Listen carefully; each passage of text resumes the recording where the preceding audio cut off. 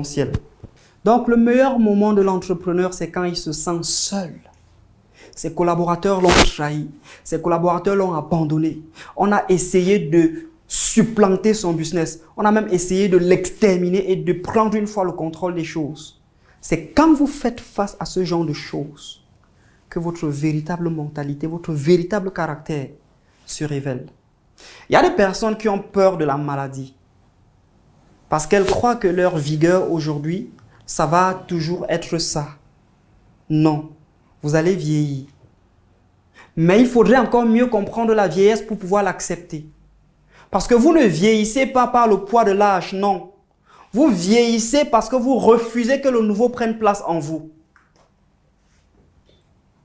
Vous vieillissez parce que vous refusez que le nouveau s'installe en vous.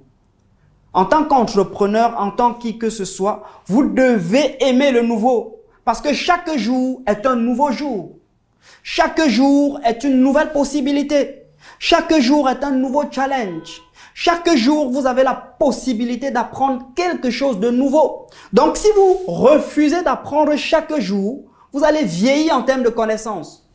Parce que celui qui a soutenu son doctorat en 2001, il n'est plus le même docteur qu'aujourd'hui s'il n'est pas arrivé à s'actualiser en fonction de la réalité, en fonction des circonstances qui prévalent actuellement. Vous allez voir que beaucoup de ceux qui ont peut-être eu leur parchemin hier, s'ils ne se sont pas réhabilités en fonction de la tendance actuelle, ils seront très vieux. Ils seront rapidement mis sur le côté. Et nous sommes dans un environnement où les choses ont évolué de façon exponentielle. On a vu les personnes qui sont très compétentes et des personnes qui ont de très bonnes connaissances être remplacées par des personnes excellentes. Et aujourd'hui, ça va plus loin parce que ces personnes excellentes sont à leur tour remplacées par ce qu'on appelle des algorithmes d'intelligence artificielle. Donc aujourd'hui, on a traversé pratiquement les 4 grandes révolutions, mais l'Afrique est toujours sur la première révolution et elle ne se sait pas encore des faits de cette révolution-là. Il y a du travail à faire. Et c'est quand vous comprenez l'enjeu de ce qu'il y a à faire que cela vous donne la motivation pour vous actualiser. Cela vous donne la motivation pour vous nourrir des choses qui comptent actuellement. Cela qui vous donne la possibilité de pouvoir puiser dans le présent et de pouvoir préparer votre avenir. Et à partir de ce moment, vous comprenez que votre corps n'est qu'un vase. Et que dans ce vase coule véritablement un flux d'énergie qui vous permettra de vous améliorer dans les jours à venir. Et sans cette conscience, sans cette connaissance, il serait impossible pour vous d'avancer. À partir de ce moment, vous pourrez même avoir une influence sur votre santé en fonction de votre mental, en fonction de votre façon de penser. Certaines personnes ont peur de la pauvreté, comme je le disais tout à l'heure.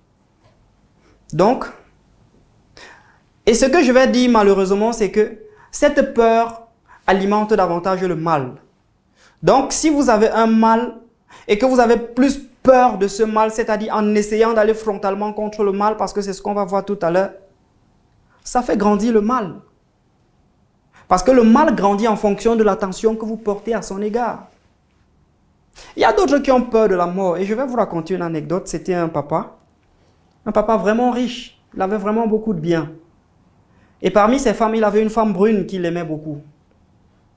Et lorsqu'il est donc allé à l'hôpital pour faire ses examens comme d'habitude, le médecin lui a informé qu'il était atteint d'une maladie grave, le cancer de poumon.